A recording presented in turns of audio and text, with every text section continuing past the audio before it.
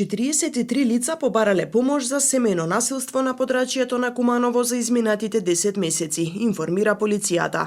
Од вкупниот број регистрирани кривични дела во својство на жртва се 30 жени, а во 2 случаи жените биле сторители. Лани биле регистрирани 60 кривични дела. Претходната година семејна расправија заврши трагично. Двајца сопружници беа пронајдени починати со повреди во нивниот дом. Полицијата по контакт со жртвите на семејното насилство и обработените податоци и информации соработува и со други надлежни институции.